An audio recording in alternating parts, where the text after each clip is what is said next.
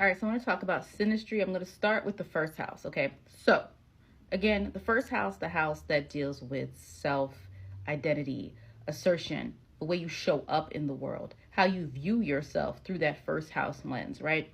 Of course, it's across from the seventh house, so we get that, right? But synastry, I always tell people before I jump into this, know your own chart first, know yourself first. A lot of times people want easy answers to who they're in a relationship with or who they're interested in, and it's like, it doesn't matter if you don't know who you are. If you don't know your triggers, your responses, what you need, what you want, it doesn't matter if you have the most beautiful synastry in the world, right? Self mastery is important. So I did want to say that. Okay, so I'm going to try to get this done. I'm not going to elaborate just because this video needs to be short, but I do want to talk about and start with the first house. So let's start with your energy. What happens when your planet shows up in someone else's chart? Because that can help you understand other people's reactions to you. That can help you understand, why does this relationship click so well and this one doesn't? Or I like this person, but we always have this one issue in this area, right? So it really is helpful in that regard. So let's start. Sun. The sun, your sun in someone's first house. Your sun traits, who you are, what you embody, what you're conscious of in someone's first house, means you can impact their sense of self. Your traits kind of add to the way in which they may wish to show up or show up in the world.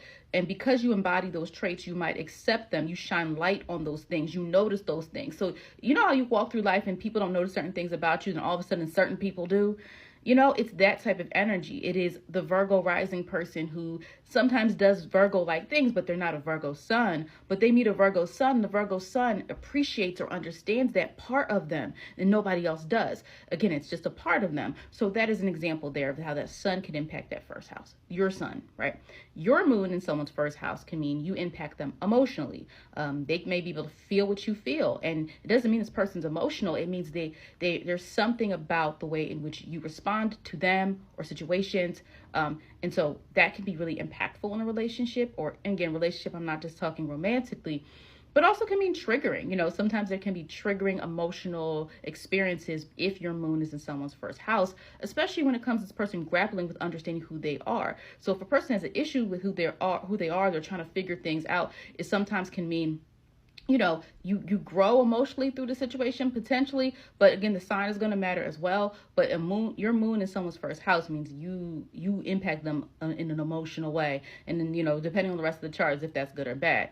Your Mercury in someone's first house means you impact their sense of self. They look forward to hearing what you have to say because it helps validate them in a way. Okay. And again, we can look at other aspects and see, well, wait, maybe this Mercury's, it's a little bit more tense. This person feels that someone's critical of them, or this person feels that this person always has something to say. But in general, it could be, positive. Your Venus in someone's first house can mean you see this person in a way that can be pleasant. You look forward to seeing them, even if you don't, you're not friends with them or you're not in a relationship with them, because Venus brings out harmony. Venus can bring out value. And so when someone, if you're the Venus person and they're the first house person, you see them for the positive. You prefer to see the positive of them. It's the people at work where you're like, why do you like that person? And sometimes it's astrology, right? It's like, no, I'm cool with them. It could be this impact. Your Venus, like, you're always going to look at this person in a way, maybe want to compliment them. You notice their style, you notice their beauty, you notice their value, you notice what they offer and what they add to a situation. Mars. If your Mars is in someone's first house, you might you appreciate how they approach things. You view it as they're capable. You may sometimes challenge them to be their best self. You believe they can do it, but you view these people as capable of being able to carry out the functions of whatever it is they need to do. You can look at them as a person that maybe has leadership, or a person that has heart, that's brave, or something like that. Again, it'll depend on what else is going on, but that's typically what you'll see if your Mars is in their first house. You kind of expect them to take action. You expect them to be brave in some way, shape, or form. Now, your Jupiter is in someone's first house. You have a very optimistic view, and they might view you. The way in which you show up to these people could be you're wise, or you help them expand in some way. You believe they can expand. You believe they can go on a journey. This is very interesting, right? This can sometimes help us understand mentor relationships or people that have made an impact. So if your Jupiter's in their first house, you have an impact on their sense of self. You have an impact on their journey. This optimism, you might believe more than they do that they can expand, change, and they can, experience more things in life. So you might be the person that's the activator of experience more, do more. You don't have to sit here and just wait around, right? Like, you're capable of reaching greater heights. You might be really enthusiastic around this person. That does not mean you're enthusiastic around everyone, right? So that's what we have to understand about energy and synastry and all of these things. This doesn't mean you show up like this for everybody, but in this case, this is what this relationship could, these interactions could mean. Saturn, okay, you are the Saturn person in their first house, right? You might have high expectations. You want them to take themselves more seriously. You might view them as more mature or more capable than sometimes they maybe are or want to be. But when Saturn is here, you also are someone that likely, has a strong sense of, like, you respect them in some way, shape, or form. Sometimes you have a level of respect or a sense of, and again, this doesn't always have to be this conscious thing where you know why. Again, a lot of times with energy, we don't know why. We just pick up on certain things. But again, you're the Saturn person. You cannot have high expectations for these people. You view them as someone who is dependable, durable, somebody who is, well established in some way, shape, or form. There's a level of respect there. Uranus in the first house. Uranus, if you're the Uranus person in their first house, you shake up their sense of self. Something about who they are when they meet you or see you, you kind of maybe, you might inspire some sense of boldness in them. You expose them to new aspects of their identity that they may not have known even were possible. Neptune, you're the Neptune person in their first house. You might have an idealistic view of them. You may not see them as clearly as you think you do. And that can be, it could be positive if we're talking about you like them. You have a lot of grace with this person. You give them second chances. Oh, they're harmless, right? But it can sometimes be an issue if there is any type of deception going on, right? We talk about Neptune. So, sometimes that can be an issue. But in general, if you're the Neptune person and they're the first house person, you have a kind of idealistic view on them for good or bad. You could maybe miss something that is the person really is. So again, you would have to look deeper into the chart. Pluto, if you're the Pluto person, they're the first house person. It can mean you might change drastically because of your experience with this person, for good or bad. But also, you see through the facade. Pluto is probing deep. So if there's something this person is masking in their identity or how they show up in the world, or like, oh, you're trying to be this, but you're really that. The Pluto person may be able to see through that. Now, it can be good if they're helping that person redefine themselves in positive ways, but also can be like sense of dominating, a little bit sometimes intimidating energy as well.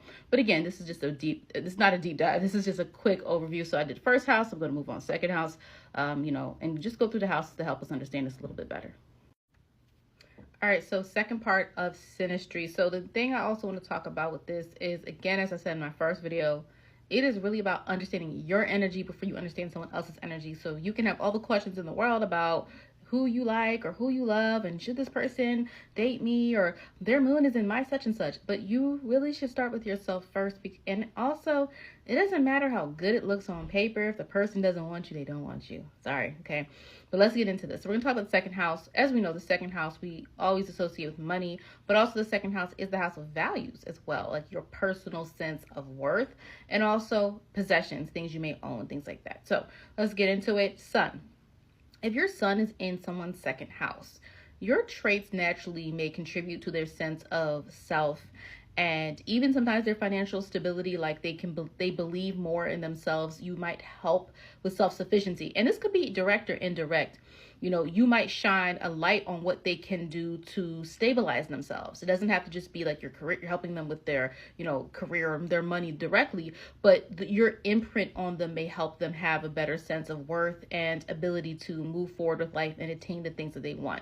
Or sometimes you may embody what they appreciate, okay?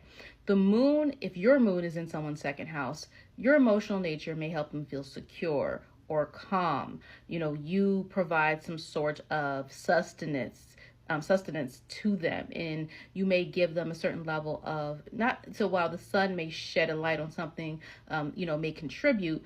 With the moon, it is more so you provide, you're like a safe place to them in a way. Maybe they feel soothed or they feel supported through your interactions or your support of them. Mercury, if your Mercury is in their second house, you may help them think steadier.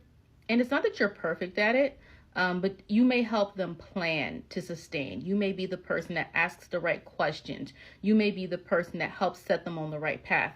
You can have somebody where it's like their family member or something like that. And it doesn't mean that's that person's role in life. We're talking about where your planet may land someone else's house. So it's not that I'm saying this is their trait. I'm saying when it comes to their interaction with you or your interaction with them, this is what you may see. You might be invested in their personal development. You may give them ideas. You may talk to these people a lot about those types of things and make them feel like, satisfied in terms of who they are or the direction they're going in. You may help them plan a lot, right, for things that they want to attain. If your Venus is in their second house, you may bring harmony and make the person feel valued. You may, it is not about just giving them gifts. It could be that you provide something to that person where they see that they are appreciated in some way, shape, or form. You value them. It could be as simple as somebody at work who's on a higher level than you, or your manager just looks out for you and makes sure that you make the money that you deserve to make. It could be in a relationship, your partner's really good with gifts or providing you with the things that you like, or those types of situations. And just in general, you feel that this person cares about showing that they value through the things that they provide or the things they may give and support you with. Now, if your Mars is in someone's second house, you may want more for them than they want for themselves. You may have efforts of supporting them, like literally, like you may do things in efforts to support this person's need for stability. You push them to take charge of certain things, or you may be the one sometimes that feels you have to do that. Again, I always talk about there's nuance to everything. We're not talking about like this is general, so you'd have to look at the actual chart. But yeah, sometimes they look out for you. When we talk about Mars, it is activity, it is action, it is directive energy. So if your Mars in someone else's second house, you are in some way like a lever to kind of push them. You may want more. You want them to be independent. This could be a parent where they want their child to be more independent. They want their child to stand on their own 2 feet. They want to kind of light a fire under that person. Like, hey, it's time to get your stuff together. Care about yourself a little bit more. Jupiter, if your Jupiter is in someone's second house, this can be blessings. You may be someone, you bring fortune to them in some way, shape, or form. You help them expand what they own, what they have.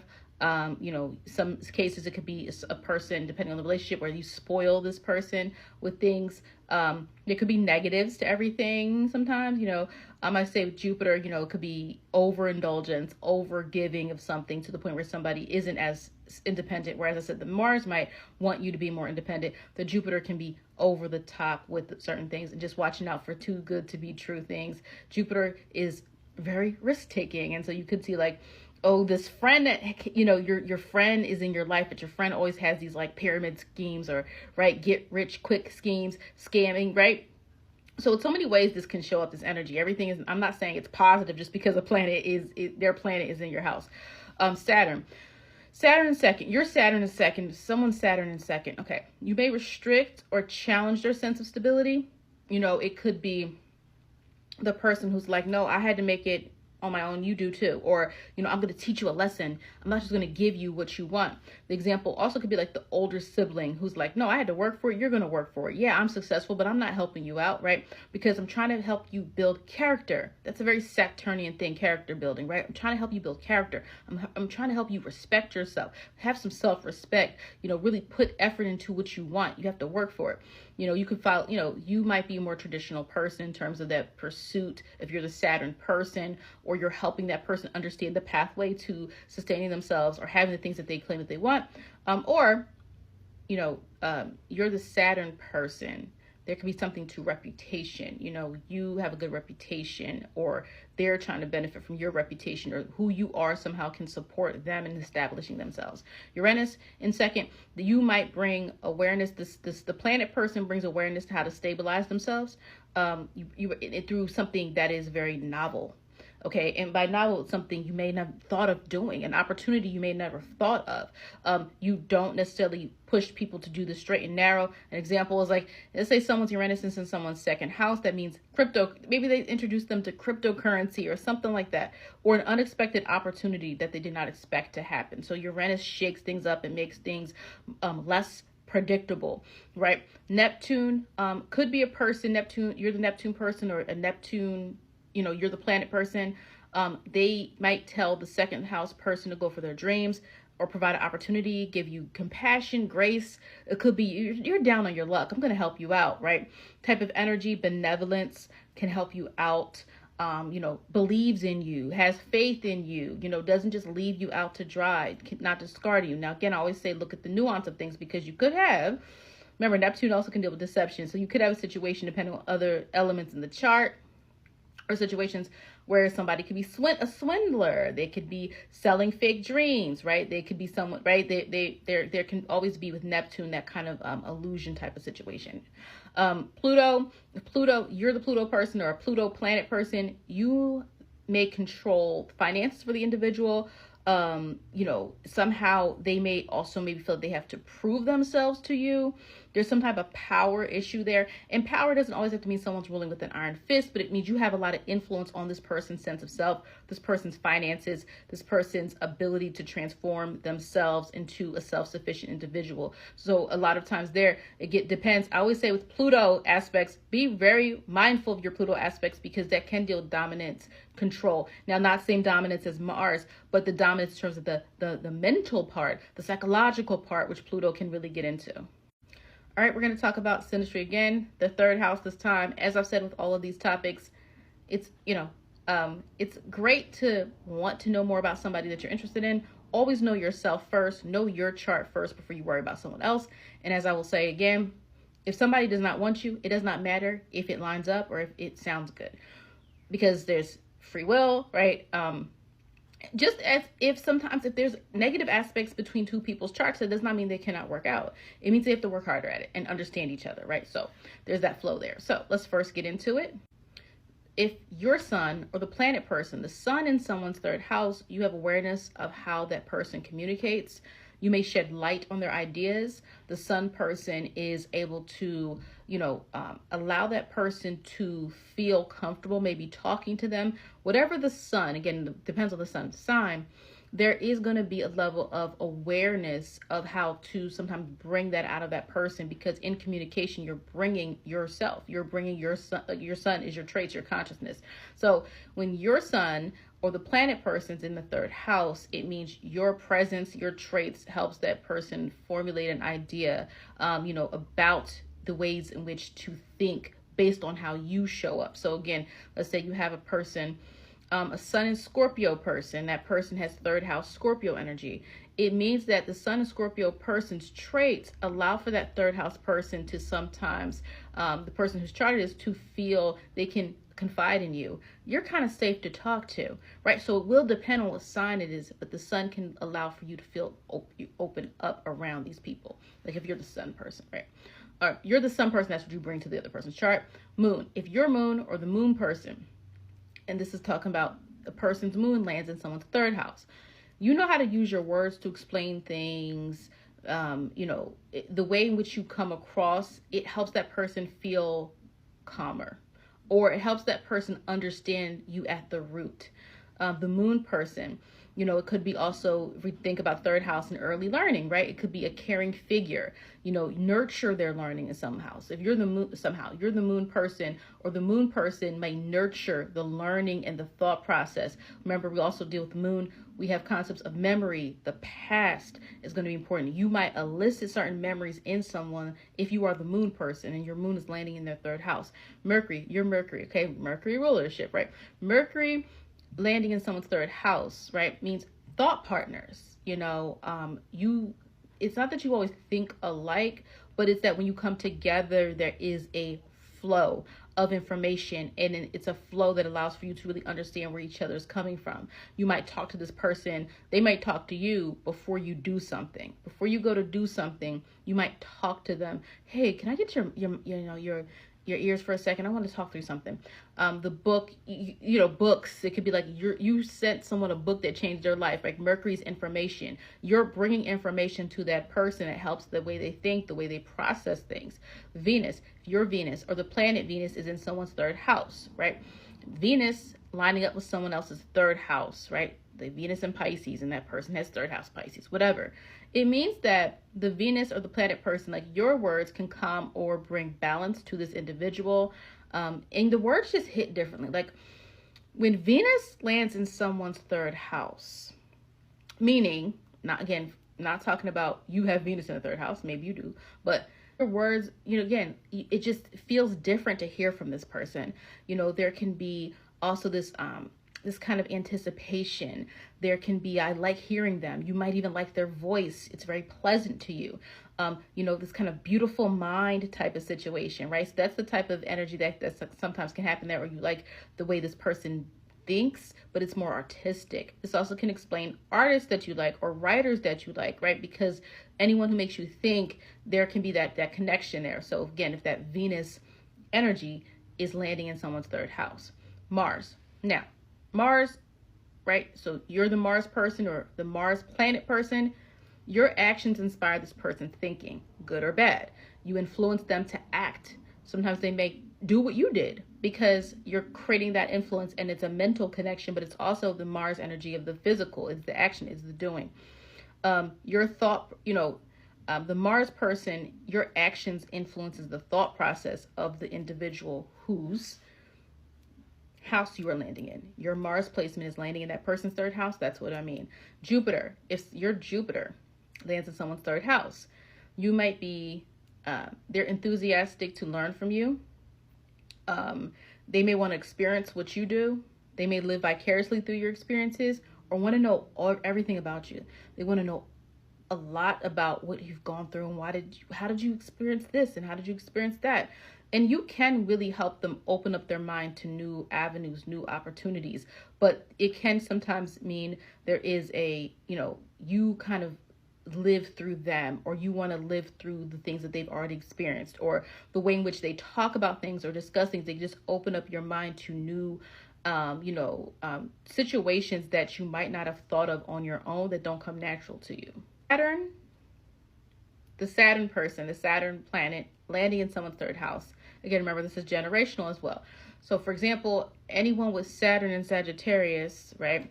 If you're a Saturn and Sagittarius in the third house, that means anyone with Saturn and Sagittarius is going to land up in your third house as well. So understand that dynamic there. Again, especially if you're using whole signs, you would know that, right? Because that means that's the only place it can be in. Saturn and Scorpio, right? Like everyone with that same generational placement. So, but in general with Saturn landing in someone's third house, you may have a similar mindset on what to take serious, a similar mindset on work ethic, a similar mindset on the way in which to approach the rules of engagement. Saturn can, deal with rules and structure and the way things are. The way things should be is, should be. So with Saturn being there, it can mean that there's similarities in terms of the way in which you approach or process, tradition or things that have to get done, customs, things of that nature. And again, I'm saying that because Saturn, it can be quite generational in many aspects.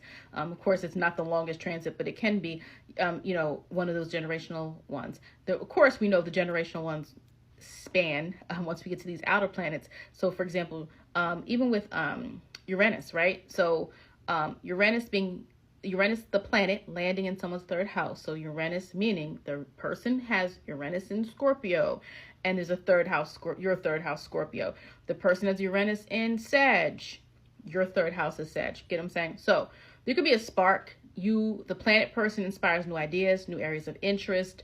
You may also, there can be also, again, it depends on the other aspects. It could be like shock, surprising energy. It can sometimes be this person kind of revolutionizes the way that you think. It doesn't mean you're friends with them forever or see them forever, but it can mean these people are here to show you a new way of thinking and do things based on experimental types of, concepts, and how to look at things beyond those things, right? Next, Neptune. Okay, Neptune in the third house. Not Neptune in the third house. Your Neptune, or the planet person, Neptune, ends up in someone's third house. Brings a new set of spiritual ideas sometimes, or concepts, or a person who's kind of always kind of in tune with you in some way. It can feel like, the Neptune planet person is here to maybe even like, they soften things for you. The way in which they break down information, it is in a way where there's compassion. I'm thinking about like, think about the way siblings are raised sometimes. It's like, well, why did that, you don't talk to me that way, right? So there's often sometimes a softness in the way that they communicate, a softness in the way that the Neptune person is bringing to the third house person, a relief from having to do all the heavy thinking or heavy lifting, can inspire them to dream, can bring them new ways of looking at things through the imagination, creativity. The Neptune person can bring to the third house person a way, creative, new ideas, introducing them to the art of creativity. Now, also, again, there could be issues with that. Pluto, high level of perception. The Pluto person has a high level of perception, depth, can be quite serious, can sometimes be domineering in thinking, but highly influential. And I always say with Pluto, be careful, because Pluto can plant seeds. It plants ideas. It can be transformative, but it also can be destructive. So Pluto, planet person, in that other person's third house, you have a high level of being able to influence this person for good or bad. All right, so this is the next part of the Synastry series. I'm going to talk about the fourth house. The disclaimers that I've given in the other videos is around, look, doesn't matter how well things seem to line up. Yes, energy is energy, and it will, make some type of contact typically, but you cannot force someone to like you. So even if the synastry looks good, that does not mean someone has to be with you or stay with you forever, or you're meant to be. So I always say people should look at those type of things with caution. All right. So as we know, the fourth house, home, family, your roots, your emotions, your sense of home, your responsive nature, all those really, emotionally grounded origin types of energy, or where you feel the most safe, secure, emotionally, mother energy here as well. But let's get into it. So the sun in the fourth house. Well, if someone's sun, or you're the sun person, the sun in the fourth house, like meaning someone's sun lands in your fourth house, there can be a sense of acceptance, right? The sun person may make more of an effort to understand you, to understand you, so to speak. So you may be very different people on the outside, but the sun person, even if they're different, they provide a mirror or understanding of a different way in which to connect. So a lot of times you can see people that end up in their sun in your fourth house, there is something really important or prominent about that person where they add to your sense of safety. Their traits may help you even emotionally become more expressive. I'll give an example. Maybe it's a person with Sag in their fourth house, and someone's sun is in Sag in the fourth house, and you may be a person where you're not overly expressive, but you under that sun person, their boldness or the way in which they speak truth, it really speaks to you. You understand it. So there can be a kind of trade-off or a sense of being seen, but it's through the emotions, if that makes sense. Like you don't have to fully explain who you are to them. That sun person, their energy, their traits, whatever they have, they bring that to you in a sense of trying to provide whatever you may lack. It's almost like they know what they are and what you are and what you're not, and they're accepting of that, but they also may sometimes want to give you that, if that makes sense, so to speak. Now, next we're moving to the moon. Now with the moon, it can be more, there's an instant or an unspoken way in which you feel connected to this person, right? Or you're the moon person. They feel connected to you. You provide some sense of security. You make an effort to understand them. You make an effort to, provide them a sense of support. And it doesn't just have to be emotionally, but it means that there's a way in which you share things. There could be a sense of trust within this situation. This person impacts you emotionally, whether they mean to or not. There can always be negatives to this. It could be someone's moon lands in your fourth house, and growing up, who that person represents was the bully or the emotionally, and maybe you've overcome it and maybe you haven't, and maybe there's some Chiron stuff going on there. But with that moon, it is going to be some type of instant connection. There's going to be some type of emotional experience that you have, that this person has when your moon is in their fourth house. There's something you are emotionally bringing to them. You're maybe shaping their sense of emotional support or safety. And it doesn't have to be just relationships. This could be something simple as working with somebody. Oh yeah, this was my work mom, or something like that. Or that was the only person on the team I connected with, when someone's moon lands in your fourth house. Mercury. All right. With Mercury, of course, we're going to have an emphasis on communication and words. With Mercury, it can mean that the Mercury person's words impact the fourth house person in an emotional way. It can be, again, good or bad, depends on other aspects, etc., all of that. But it also can mean maybe they make you feel better sometimes. This is the person you go to. This is the person you want to hear from. This is the person that can uplift you. This might not be the person you go to for everything.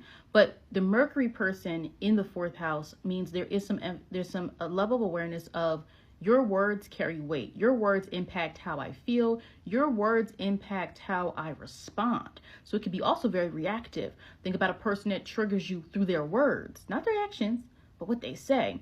That can sometimes be fourth house, right? Especially if it deals with memory, someone from the past. Now, triggering in a more intense way, you can maybe see eighth house, but with fourth house, it could definitely be related to the past. But also, this can also help us understand why we're connected to certain songs or celebrities or things like that. If their Mercury lands in your fourth house, it may be wild. You feel really emotive when you hear certain songs or certain artists. The Venus person can provide the house person with what they need. They may feel cared for. They may feel considered in this situation. Now, again, we're not talking just romantically, because also can be financial, right? We're talking about Venus, but it is not just about romance. This is a sense of complacency. It's a sense of support. It can be a sense of there is something reciprocal in this relationship where there is a genuine sense of support. Now, again, if you're talking negative situations and circumstances, that would be the aspects. That would be something deeper than that.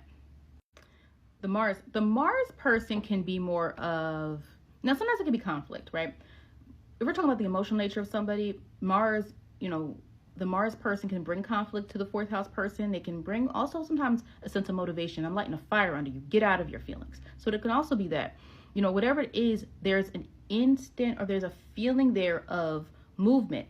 It could be you say jump, they say how high. So it can be also, for some reason, your presence makes them get out of their emotions. Your presence helps them feel like, okay, I got to just do what I have to do. You impact them. But also can mean this motivation to do things that you care about, right? The Mars person motivates you. The Mars person is maybe sometimes even tough on you. Depends what else is there. Maybe you have Saturn there as well. I don't know. Is that Mars person to your fourth house is going to bring some level of urgency, some level of we have to do something, we have to get things done, get out of your feelings. Hey, why don't you try this? Why don't you do this? But because the fourth house, it can be a family member, or it also can be something where there's a level of there's an implied sense of trust. There's an implied sense of some connection in which this person does have some type of influence over you.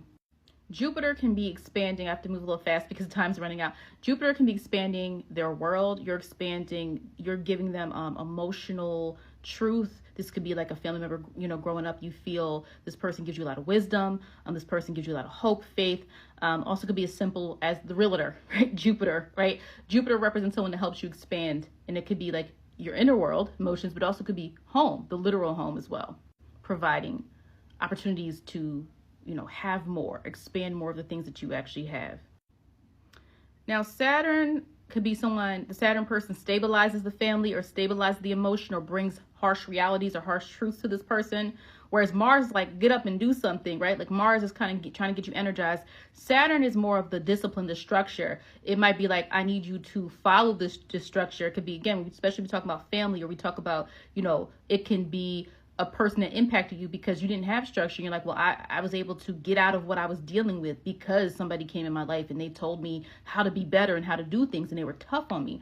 So that's the thing about Saturn. Saturn is not here to give you anything. Saturn is here to provide you with a kind of blueprint, and the focus is that I need you to just follow this, or this is something expected.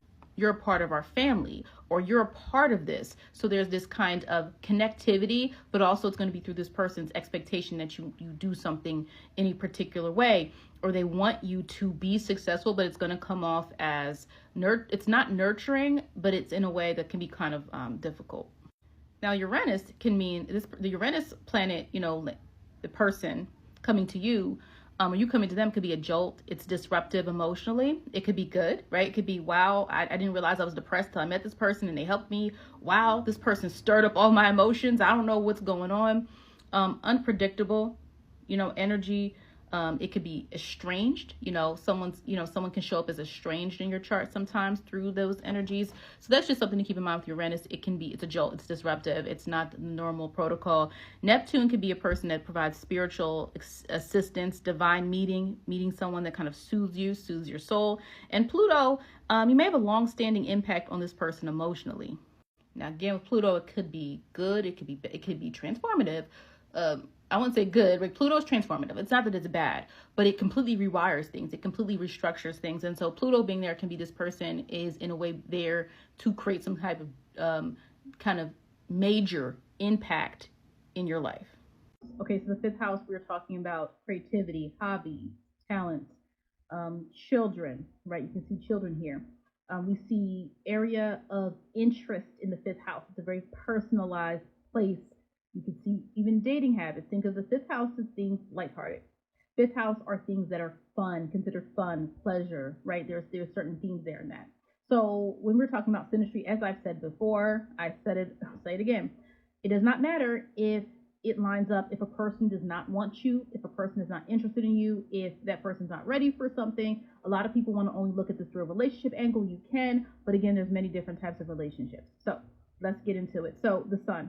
If the sun person, right, we're talking about the sun, your sun, or the sun is landing in someone's fifth house when we, do the chart, it can mean the house person becomes interested, it brings over traits or attributes that easily you want to apply to you. The house person wants to apply to themselves.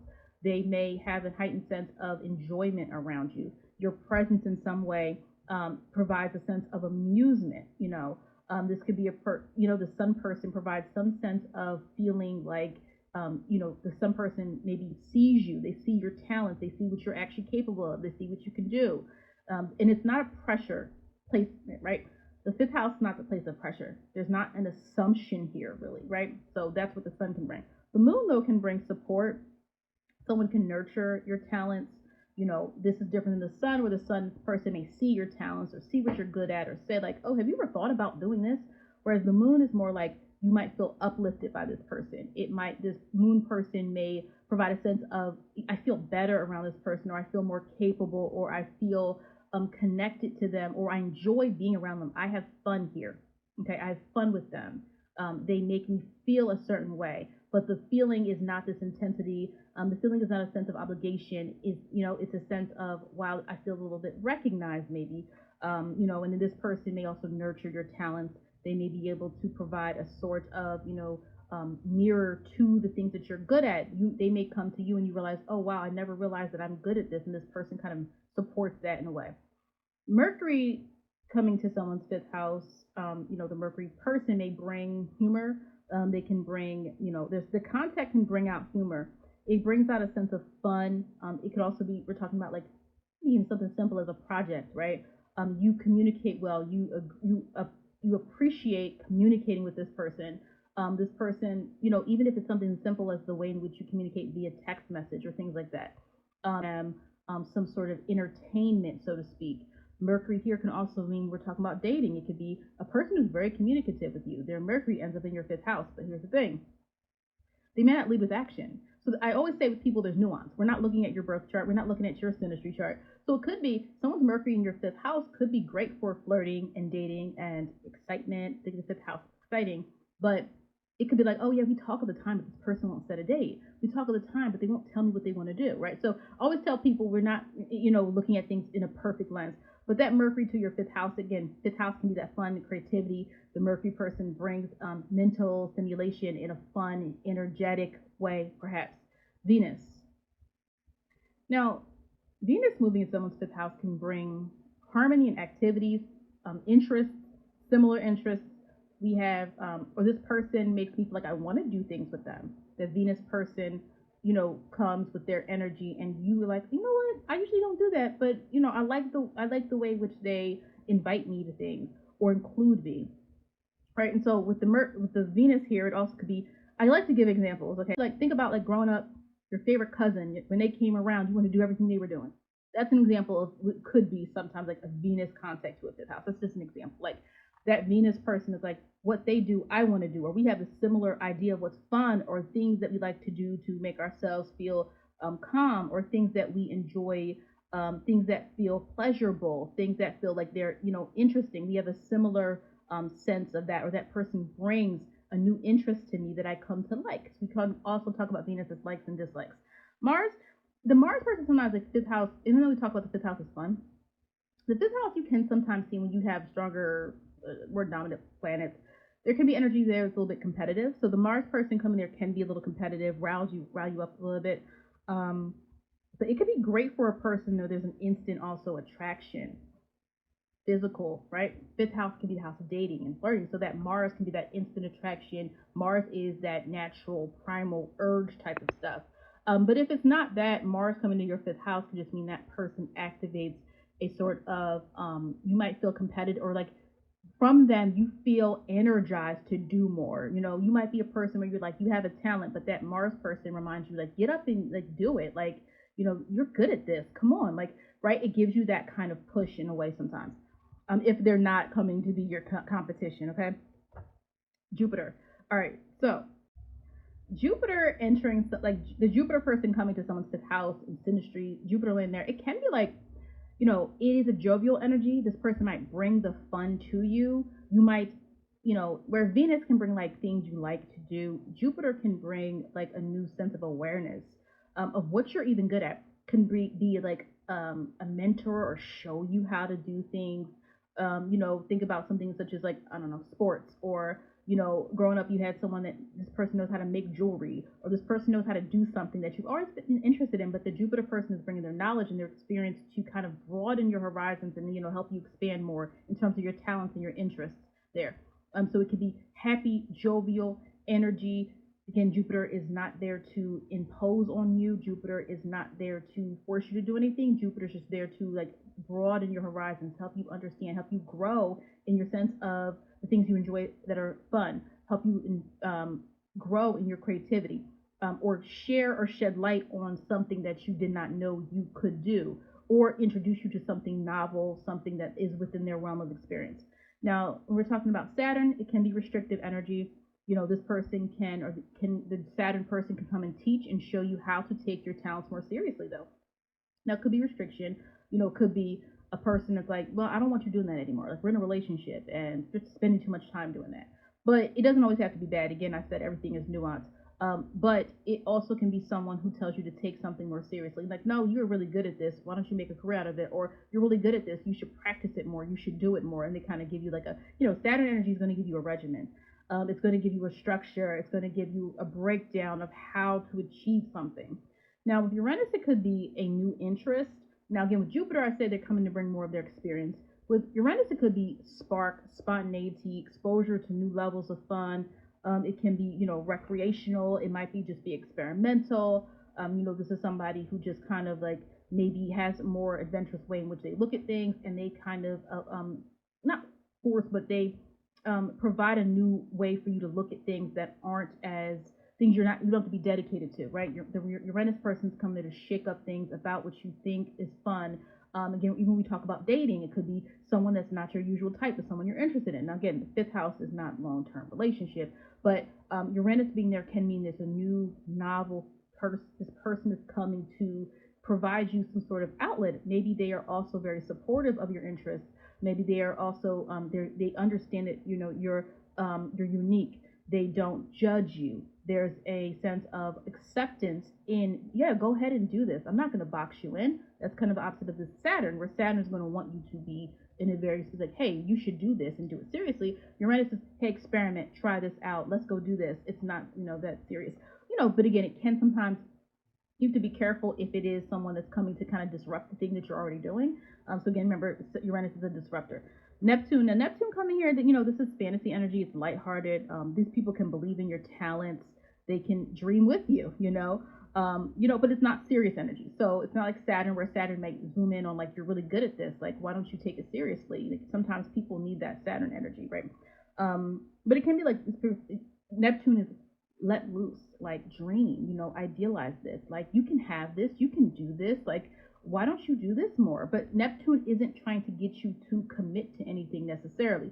So when we talk about Neptune there, it can be something that's very fantasy driven. If we're talking the fifth house in terms of dating, relationship, it's not serious relationship. It's like flirting, dating type of energy. It's very much like the funness of it, right?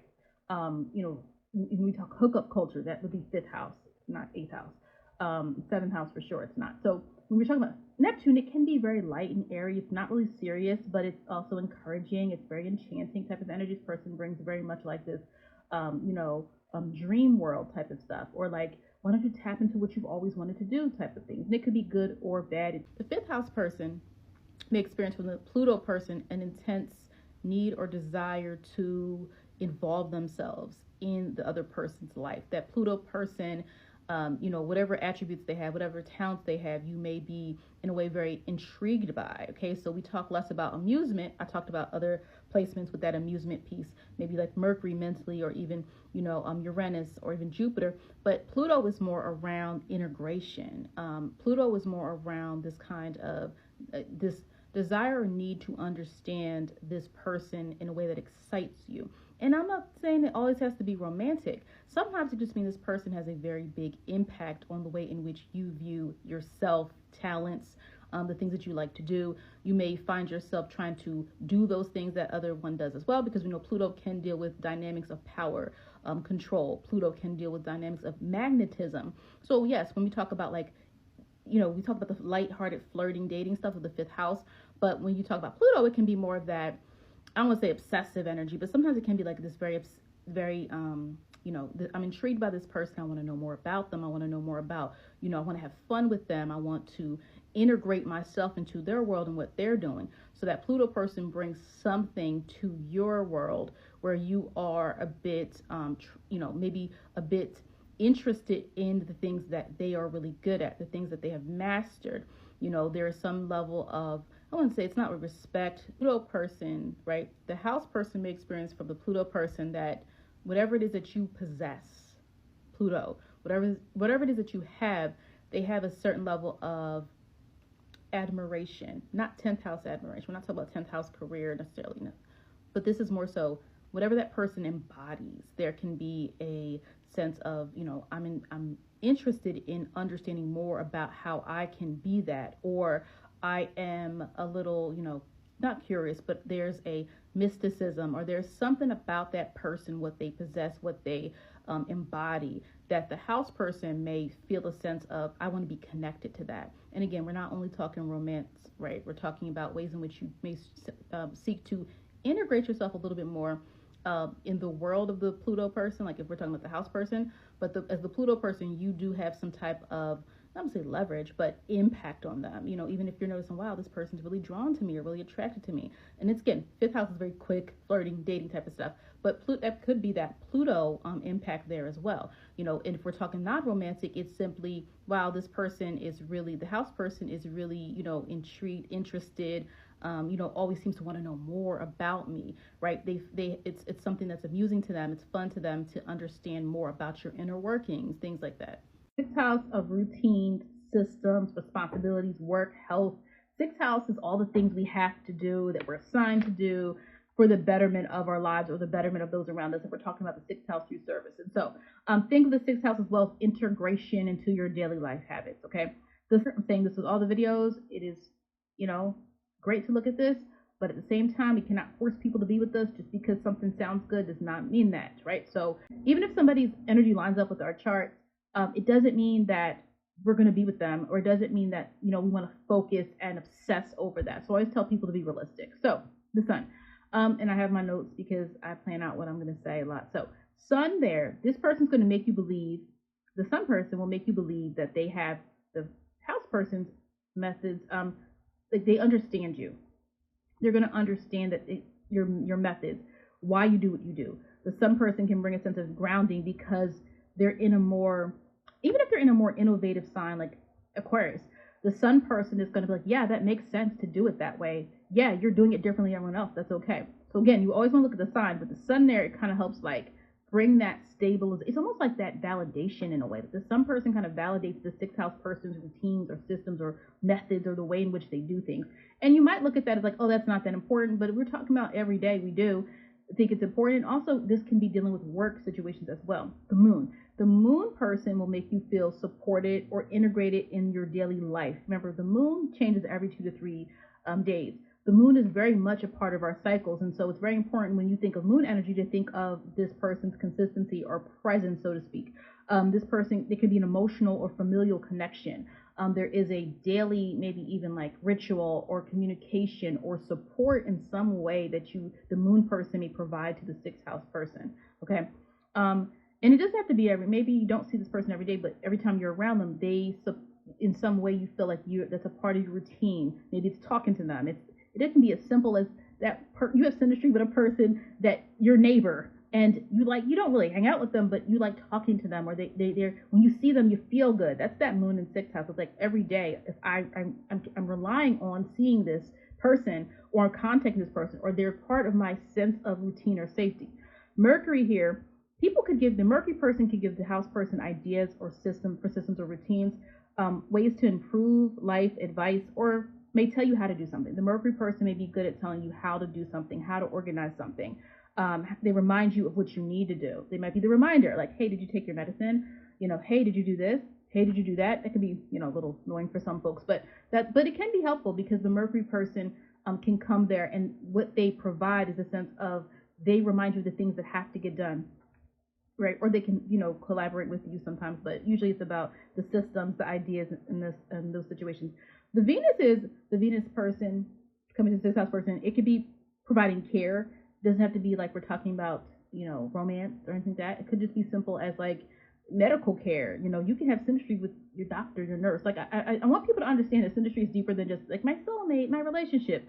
And I get why people, lead with that, but it's so many other ways to understand ourselves and other people than looking at it through that lens. Now, it could be relationship. It could be that someone's Venus in your sixth house means that they're a part of your daily life. They like to make you feel better. They know your routines. They know that you like your coffee like this. The Venus person might know that you like this. You like to watch this stuff on TV, and so they make sure like you have your time with your TV, or they know that you like certain things a certain way. It can definitely be the Venus person. Okay. But again, it can also be you work with this person. Someone's Venus in your sixth house could be like, wow, I like me. Every time I'm around them, they make me feel calmer. You could like work is crazy, but when I'm around this person, I feel like we're in it together. That could definitely be a Venus situation. Mars. Now, the Mars person coming to the sixth house, it can be like it feels like you're being directed. It can feel like it's a strong presence. This person, it might be like they're telling you what to do.